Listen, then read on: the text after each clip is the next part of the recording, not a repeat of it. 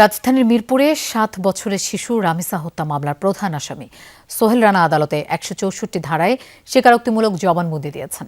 সোহেল রানা এবং তার স্ত্রী স্বপ্না আক্তার গ্রেফতার হলেও পরিষ্কার নয় খুনের মোটিভ। পুলিশ বলছে ঘটনার প্রকৃত কারণ উদ্ঘাটনে চলছে তদন্ত। দৃষ্টান্তমূলক বিচার চাইছে পরিবার ও স্থানীয়রা। ফুলে ভরা আঙিনা ছিল পরিবারের। সেই বাগিচার সবচেয়ে সুন্দর ফুলটি ঝরে গেছে মানুষরূপী পিশাচের হাতে।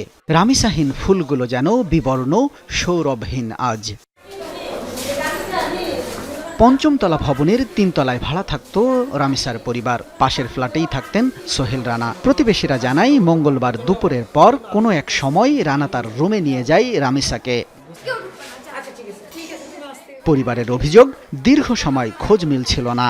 রামিসার এক পাটি জুতো রানার ফ্ল্যাটের সামনে পড়ে থাকাতে সন্দেহ হয় তার মায়ের। ডাকাডাকির পরও দরজা না খোলায় সন্দেহ বাড়ে। এরপর রামিসার পরিবার ও স্থানীয়রা দরজা ভেঙে ভেতরে ঢুকে মেয়ের মস্তকহীন দেহ দেখতে পান। শিশুটিকে ধর্ষণের পর হত্যার অভিযোগ তাদের। নিচে 2-3টা ছোট ছোট বিড়ালের বাচ্চা আছে, মনে করছে ওখানে খাবার দিতে গেছে, ওখানেও নাই।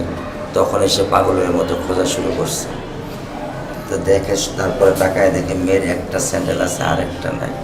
এই যে দরজা ধাক্কাইতেছে, খুলতেছে, খোলে না। এই দরজা ধাক্কা খুলতে মিনিমাম 30 মিনিট চলে গেছে। এই 30 মিনিটের ভিতরে আমার মেয়ে নাই।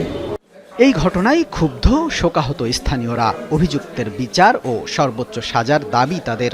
বাচ্চাটা গল্লাটা ছিল না, খালি উগুতে কাটা তুলে করে আসে, উলঙ্গ ছিল। বাচ্চা রাস্তা অনেক রক্ত জমা আছে।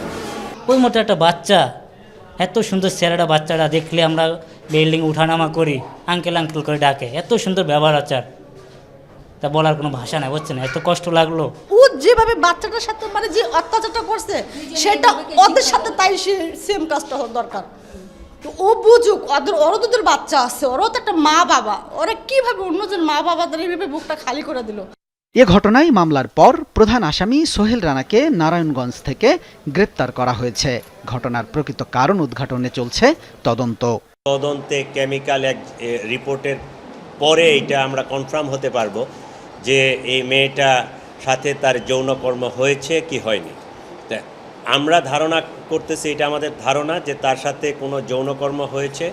এইটা যখন হয়তো ব্লিডিং বা অন্য কিছু হয়েছে বা এটা টের পেয়ে যাবে, তখন সে এই ডেড বডিটাকে তাকে মেরে ফেলে ডেড বডিটা গুম করার জন্য সে পরিকল্পনা করছে।